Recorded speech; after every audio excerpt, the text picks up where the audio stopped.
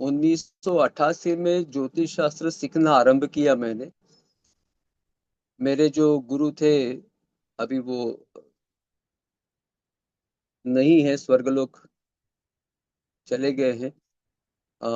सुरेश सहासने जी, जो मुंबई में परळ में रहते थे और दादर में उनके ये अभ्यास वर्ग होता था। मैं जब पहली बार वहां जाने के लिए सोचा तो मेरे दिमाग में कुछ विषय अलग था। कर्नाटक के एक मेरे मित्र जो मुंबई में रहते थे, मंजुनाथ करके नाम था, वो पारंपरिक ज्योतिष का अभ्यास घर में करते थे स्वयं, पुस्तक पढ़कर। और उन्होंने मुझे बताया कि कृष्णमूर्ति ज्योतिष का वर्ग शुरू हो रहा है दादर में, तो मुझे वहाँ सीखने के लिए जाना है। लेकिन बचपन से उनको पोलियो था तो वो चल नहीं पाते थे, उनको किसी सहारे की आवश्यकता होती थी। तो उन्होंने कहा कि अगर आप भी वहाँ चलते हैं तो मुझे सहारा हो जाएगा, जिससे मैं वहाँ वर्ग में जा पाऊंगा। तो आप भी वहाँ पर एडमिशन ले लीजिए तो हम दोनों साथ में जा सकते हैं। उस समय तक मुझे ऐसा था कि ज्योतिष कोई शास्त्र नहीं होता है, ये मीठा बोलकर पैसे ऐंठने का काम करते हैं। और जितने भी लोग होते हैं उनको कुछ न कुछ तकलीफ होती ही है। जिसे तकलीफ है वही ज्योतिषी के पास जाता है, जिसे कोई तकलीफ नहीं है वो कभी ज्योतिषी के पास जाएगा नहीं। तो ज्योतिषी लोग होते हैं वो कुछ ऐसा बोलते हैं जो तकलीफ वाले लोगों को अच्छा लगता है, जिसके कारण उन पर श्रद्धा बनती है और उनको पैसे मिलते हैं। तो मैं सोचा कि ये ज्योतिष तो ठीक है, लेकिन ये बोलने की कला सीखने के लिए तो जाना चाहिए। इसलिए मैंने मंजुनाथ जी को हामी भरी और हम दोनों भी वो वर्ग हमने एडमिशन ले लिया और जाना आरंभ किया। पहले ही दिन हमारे गुरुजी ने कुछ ऐसी बात कही कि मेरे मन में जो आशंकाएं थी वो धीरे धीरे कम होने लगी। गुरुजी ने कहा कि ज्योतिष शास्त्र पर सभी का विश्वास होता ही ऐसा नहीं है, उसके बहुत सारे कारण हैं। उन्होंने बताया कि मुंबई में अगर हम फोर्ट एरिया में जाते हैं तो वहाँ क्रॉस मैदान के पास फुटपाथ पर बहुत सारे ज्योतिषी बैठे रहते हैं जो हस्त रेखा देखने का बोर्ड वगैरह लगा के रखते हैं। 10 रुपया, 20 रुपया, 50 रुपए में वो हाथ देखते हैं। तो वास्तव में उनके पास अगर हाथ देखने का ज्ञान होता तो वो स्वयं का हाथ देख लेते कि भाई मैं आजीवन यहाँ फुटपाथ पे ही बैठकर ये देखने वाला हूँ या क्या है। तो ये लोग देखते हैं कि ये तो फुटपाथ पे बैठा है और लोगों का भविष्य बता रहा है, तो ये तो ठगने की बात हो गई। इसलिए लोग विश्वास नहीं रखते हैं।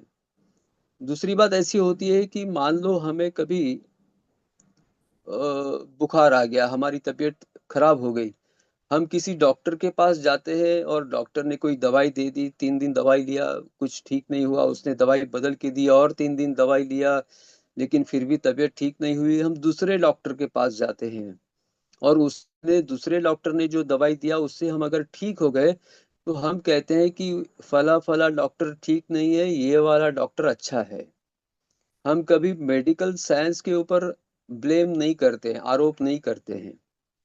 लेकिन कभी किसी ज्योतिषी ने बता दिया कि आपके जीवन में ऐसा होने वाला है, अगर वैसा नहीं होता है तो हम उस ज्योतिषी के ऊपर प्रश्न चिन्ह नहीं खड़ा करते, हम ज्योतिष शास्त्र पर प्रश्न चिन्ह खड़ा करते कि ज्योतिष शास्त्र गलत है। अगर किसी डॉक्टर ने दवाई दे दी उससे ठीक नहीं हुए तो कभी मेडिकल साइंस झूठा है ऐसा कोई नहीं बोलता है। जिस डॉक्टर की दवाई काम नहीं की है उस डॉक्टर को ज्ञान नहीं है, ऐसा यहाँ तक हम सीमित विचार करते हैं। लेकिन ज्योतिष के विषय में किसी ने कुछ प्रिडिक्शन कर दिया है, भविष्य कथन कर दिया, अगर ऐसा नहीं हुआ है तो लोग सीधा आरोप करते हैं ज्योतिष शास्त्र पर कि यह शास्त्र झूठा है। दूसरा कारण उन्होंने ये बताया कि बहुत बार ऐसा होता है कि बहुत सारे ज्योतिषी, उन्होंने उस समय पे कुछ नाम लेके भी बताया था कि कोई सेलिब्रिटी को वो स्पॉन्सर करते हैं, पैसा देते हैं ज्योतिषी, और वो उनसे कुछ कहलवा लेते हैं कि ये ज्योतिषी बहुत अच्छे हैं और उनके पास फिर भीड़ जमा हो जाती है। उन्होंने एक हकीकत बताई थी आचार्य अत्रे की, कि आचार्य अत्रे पूना में जा रहे थे, तो रास्ते में कोई ज्योतिषी वहां बैठा हुआ मिला। आचार्य अत्रे ये तो वैसे काफी प्रसिद्ध नाम है पूना के लिए, पूरे महाराष्ट्र के लिए। तो वो आचार्य अत्रे जी उस फुटपाथ पर ज्योतिषी के सामने बैठ गए और अपना हाथ दिखाने लगे कि मेरा हाथ देखो। तो आसपास के लोगों ने देखा कि अरे आचार्य अत्रे इस ज्योतिषी के पास बैठे, तो वास्तव में ज्योतिषी तो ये बहुत अच्छा होना चाहिए, अन्यथा आचार्य अत्रे यहाँ नहीं बैठेंगे। तो जैसे ही आचार्य अत्रे उठे तो उस ज्योतिषी के पास लंबी कतार लग गई कि आचार्य अत्रे यहाँ बैठे हैं, तो इसका मतलब ये ज्योतिषी बहुत ज्ञानी होगा। और शाम तक उसके पास पूरी भीड़ बनी रही। शाम को ज्योतिष के पास फिर से आचार्य आते रहे कि कितना धंधा हुआ, इतना, चलो मुझे थोड़ा दे दो इसमें से अभी मेरा हिस्सा, क्योंकि मेरी वजह से आप फेमस हो गए। ये सच है झूठ है पता नहीं है, लेकिन ऐसा कहा जाता है कि ऐसा होता था। तो ये इसके कारण भी ज्योतिष शास्त्र बदनाम होता है, लेकिन वास्तव में ये बहुत सुलझा हुआ साइंस है। इसके विषय में आगे कहेंगे तो, लेकिन उन्होंने शास्त्र ने, गुरु जी ने कहा कि समुद्र में जो ज्वार भाटा आता है, हाई टाइड और लो टाइड, ये किस कारण आता है? तो खास करके चंद्र के गुरुत्वाकर्षण से आता है। चंद्र की जो तिथि होती है, उस तिथि के हिसाब से, वो हिसाब भी आपको सिखा दूंगा कि ज्वार भाटे का समय कैसे निकाला जाता है। तो चंद्र की गति के कारण समुद्र में ज्वार भाटा आता है, यानी पृथ्वी के पानी के ऊपर चंद्र के गुरुत्वाकर्षण का प्रभाव होता है। तो साइंस ने यह भी सिद्ध किया है कि मनुष्य के शरीर में भी 72% पानी होता है। तो अगर समुद्र के पानी पर इसका प्रभाव होता है, तो मनुष्य के शरीर में जो पानी है उस पर भी प्रभाव होता है, और उस भी विचार करने की जो प्रक्रिया है वो भी प्रभावित होती है। उसका उदाहरण, आप किसी भी मेंटल हॉस्पिटल में आप चले जाइए, पूर्णिमा और अमावस्या के दिन पागलपन के दौरे जो हैं वो अधिक मात्रा में आते हैं। उस समय पर राइट। दिमाग उनका काम करना कम हो जाता है, या फिर विपरीत दिशा में काम करता है, जिसकी वजह से उनको दौरे आते हैं। वैसे हर ग्रह की कुछ न कुछ प्रभाव क्षेत्र है, और उस प्रभाव क्षेत्र के कारण मनुष्य उस समय पर उस दिशा में विचार करने के लिए प्रवृत्त होता है, और उसके हाथ से जो घटना घटती है, वो घटना उसके कुंडली में जन्म समय पे बनी हुई कुंडली के हिसाब से फिर वो उसका व्यवहार बनता है। हमें कुंडली पर कितना निर्भर रहना है, तो उसके लिए शासन गुरु जी ने बहुत अच्छा उदाहरण दिया कि कोई भी नई बिल्डिंग बनती है, घर बनता है, तो घर बनने के पहले एक ब्लूप्रिंट बनती है। उस ब्लूप्रिंट में देखते हैं तो एक स्वागत कक्ष यानी हॉल होता है, बेडरूम होता है, किचन होता है, भगवान का रूम होता है, टॉयलेट बाथरूम होता है, सब कुछ होता है। तो उस ब्लूप्रिंट में जो बेडरूम दिखाया है, तो वो जो ब्लूप्रिंट का बेडरूम है, क्या उसमें हम सो सकते हैं? नहीं सो सकते। हम ब्लूप्रिंट के हिसाब से अगर अपना घर बनाते हैं, अपना बंगला बनाते हैं, वो बनने के बाद फिर उस बेडरूम में हम लोग सो सकते हैं। यानी कुंडली जो है वो हमारी ब्लूप्रिंट है, लेकिन उस ब्लूप्रिंट के हिसाब से हमें कर्म करते हैं, तभी हमें कुंडली में बताए गए फल मिलते हैं। केवल कुंडली में है इसलिए मुझे मिलेगा, ऐसा कभी संभव नहीं है।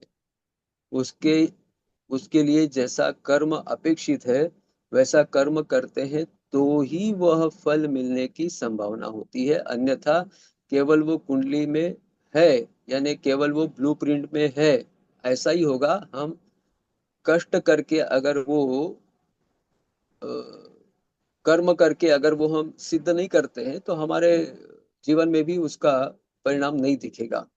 इसलिए केवल कुंडली में कुछ योग होते हैं तो हमारे जीवन में वो आ जाएंगे, ऐसा नहीं होगा। कर्म का सिद्धांत तो भगवान श्री कृष्ण ने भगवत गीता में भी बताया है कि कर्म करेंगे तो ही फल मिलने वाला है, अन्यथा नहीं मिलेगा।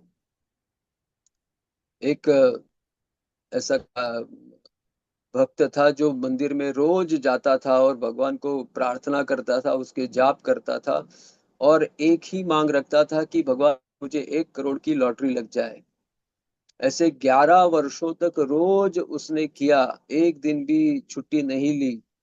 11 वर्ष पूरे होते ही वो भगवान पर चिढ़ गया कि भगवान, मैंने 11 वर्षों तक ये तपस्या की, रोज आकर आपके पास मैं हाथ जोड़कर प्रार्थना करता था कि मुझे 1 करोड़ की लॉटरी लग जाए, और अभी 11 वर्ष हो गए, कुछ नहीं हुआ है। तो आकाशवाणी होती है और भगवान कहते हैं कि अरे मूर्ख, पहले लॉटरी तो खरीद। लॉटरी खरीदेगा ही नहीं तो तेरा नंबर कैसे लगाएंगे? तो कम से कम वो लॉटरी खरीदने का तो कर्म करना ही पड़ेगा, तभी वो नंबर लगेगा। यानी केवल किसी के भरोसे, भगवान भरोसे बैठे रहेंगे और हाथ जोड़कर केवल प्रार्थना करेंगे तो उससे हमारा नसीब बदलने वाला नहीं है।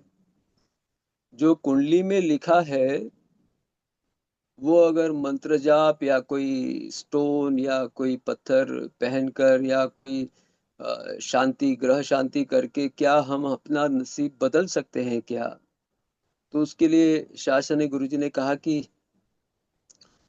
कुंडली में जो लिखा है उसको हम बदल तो नहीं सकते हैं, लेकिन उसका प्रभाव जो है वो कम या अधिक कर सकते हैं। उदाहरण के तौर पर मान लो मेरे नसीब में लिखा है कि बहुत बड़ा एक्सीडेंट होगा, अपघात होगा बहुत बड़ा, ऐसा लिखा होगा। तो मैं ग्रह शांति या जाप करके या फिर किसी ग्रह का वो पत्थर पहन लेता हूँ, तो एक्सीडेंट शायद टल सकेगा, लेकिन कहीं मुझे ठेस लग गई और मुझे गिर गया और 2-4 बूंद खून निकल गया, इतना तक तो मैं उसको सीमित कर सकता हूँ, लेकिन किसी घटना को टाल नहीं सकता।